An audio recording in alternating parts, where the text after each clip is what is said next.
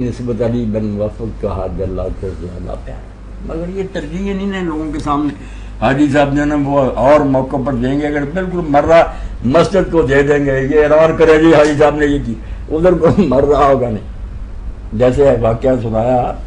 کہ حاجی صاحب کے پاس آدمی گیا کہ بچی کی شادی سے، کہنے لگے میرے پاس تو کوئی نہیں، میں 2 جہان کا بادشاہ جو ہے نا قرآن مجید خرید دے رہا، ٹھٹھا دیکھے اور ایک قرآن مجید خرید کے دے، 2 جہان کا بادشاہ، اس کی کوئی قیمت۔ اور شام کو بیٹا آیا، اس نے کہا ابا جی فلاں گاڑی لینی ہے، اسی وقت کئی لاکھ نکال کر دیں۔ ایسے بے ایمانوں کی باتیں کیا خدا منظور کرے؟ یہ اللہ سے چلاکیاں کر رہا ہے کہ ہم بڑی نیکیاں کمائیں، کوئی نیکی نہیں کمائے، ان کی ترجیحات بالکل غلط ہیں۔ یہ ترجیحات ہی دین ہے اور کوئی چیز نہیں۔ فیصلہ کرو کہ اس وقت کون سی بات زیادہ بہتر، یعنی صحیح وقت پہ، اسی کو حکمت کہتے ہیں، حکمت، وزڈم، عقل ہونی چاہیے کہ اس وقت کون سا کام کرے۔ بیمار مر رہا اس کو دوائی لے کر دو، تم نے مسئلے شروع کر دیے۔ اچھا مولانا، ابھی آپ سے کال کر رہے تھے ایک صاحب کالے بکرے کا اور کالی کالے بکرے کا، وہ میرے بھائی پوچھے جو کالے بکرے کو کہتے ہیں اس کا صدقہ جنم، یہ خود بھی کالے ہیں، ان کے منہ کالے ہیں، انہوں نے دین کو سیاہ کر دیا، بالکل جاہل مطلق ہے، کوئی کالے بکرے کی ضرورت نہیں، ہندوؤں سے یہ باتیں انہوں نے سیکھی ہیں۔ اور نہ جانور کسی کی بیماری اپنے اوپر لے لیتا ہے کہ اس کا سر جو ہے نا وہ چوک میں پھینکا اور اس کے گوشت جو ہے نا کتوں کو کھلا دو، غلط بات نہیں۔ آپ اگر صدقہ کرنا چاہیں، پیسے جو ہے نا خاموشی سے کسی غریب کو دے دیں، وہ بہترین صدقہ ہے، اللہ کے ہاں قبول۔ یہ جانور ذبح کرنے کی کوئی ضرورت نہیں، کرنا ہے تو جون سا جانور مل جائے، سفید ہو، سرخ ہو، سیاہ ہو، کر دیں، سب ٹھیک ہے۔ کالے بکرے کی کوئی ضرورت نہیں کہ کالا ڈھونڈو پھر اس کو چارپائی کے گرد پھراؤ، مریض کا ہاتھ اس پر کھواؤ کہ بیماری ادھر منتقل ہو، سب ظاہروں کی بات ہے۔ نہیں مولانا، یہ جو چلیں جانور کا صدقہ تو ہو گیا، اب یہ صرف سری کا صدقہ جو ہے یہ کہاں سے نکلا؟ ہاں، سری جو ہے نا وہ چوک میں رکھ جاتے ہیں۔ نہیں، اس کو بھی سمجھتے ہیں کہ شاید سر جو ہے اس کے ساتھ دھڑ خود مل جائے گا، مل جائے۔ ان کی جہالت اور بیوقوفیوں کا ہم کیا تجزیہ کریں کہ یہ کیا سمجھے بیٹھے احمق۔ ہمارے شہر میں ایک قصاب ہے جس سے عام شریف آدمی سیری اور پائے نہیں خریدتا،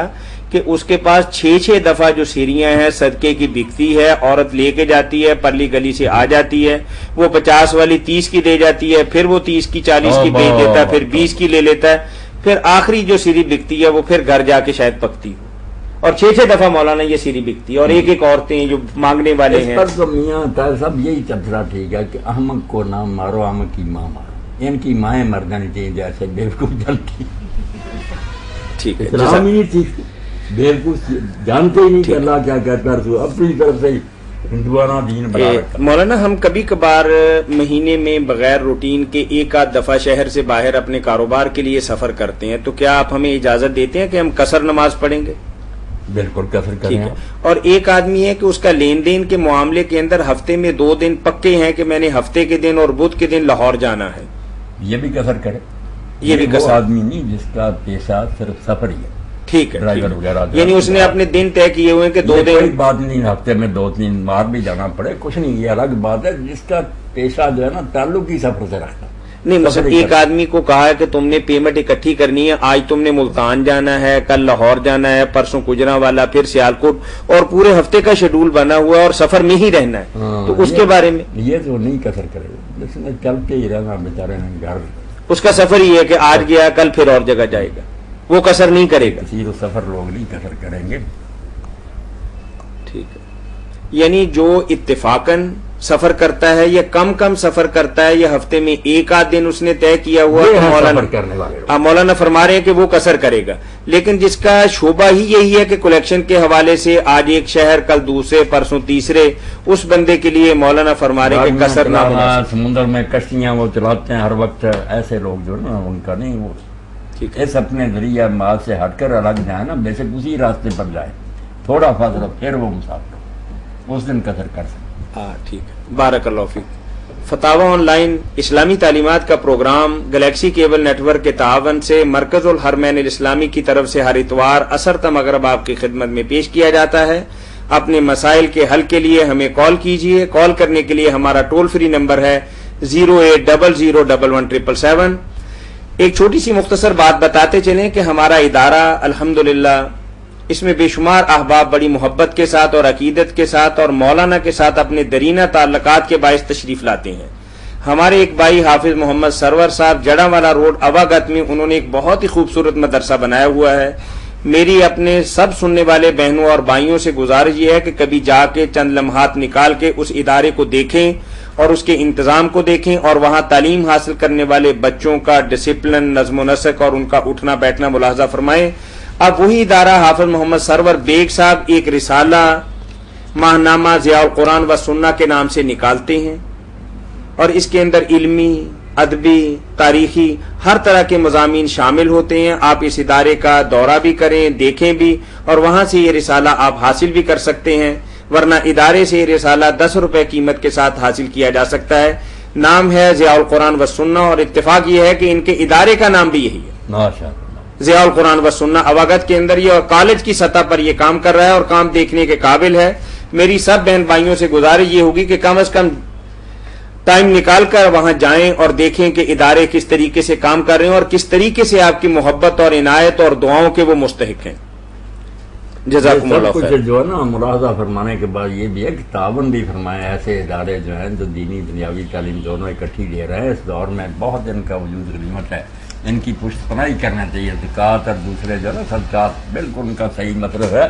حافظ صاحب کے ساتھ تعاون کریں، بہت اعلیٰ بات ہے۔ وہی بات جو ترجیح کی ہوئی نا، اس وقت دین کو سکھانے کی بہت، دین سے مسلمان دور ہو گئے۔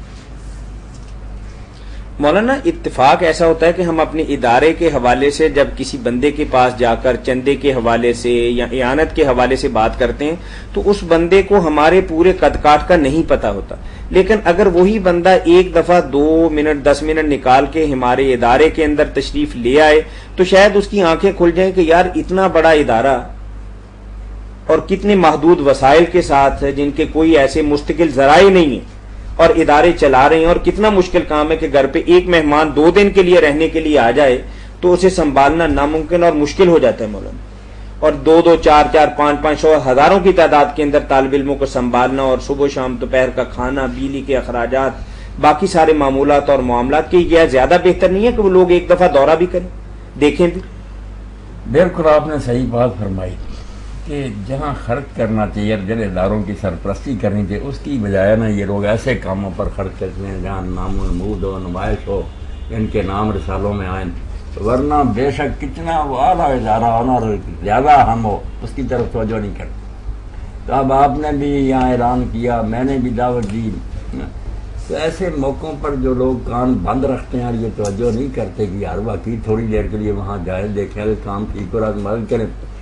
ایک بات یہ آپ دیکھیں، یہ قسمت کی بات ہوتی ہے کہ یہ سعودی، چلو آج جو بچوں کا شہزادوں شہزادیوں کا معاملہ لا واف کرے تو کمیاں آ جاتی ہیں نا، سارے مسلمانوں میں آ گئی ہیں، وہ بھی 2-3 پشتے ہوگی،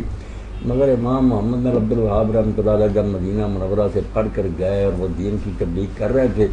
باپ نے بھی مخالفت کی، بھائی نے شیخ قبیلوں کے خلاف ہو گئے، وہ عیاشیاں کرتے، تو جب نکال دیا، جب اس علاقے میں گئے وہ سعودیوں کا تھا، نجر میں، ہاں، ان کے امیر سے جب انہوں نے ملنے کی خواہش کی تو اس نے جواب دے دی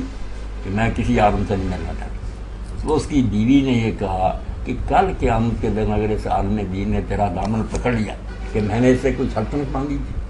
کوئی اس کی حکومت میں حصہ مانگا، تو یہی کہا تھا نا کہ دین کے لیے تو نے ملنے سے انکار کر تیرے پلے کو جواب ہے،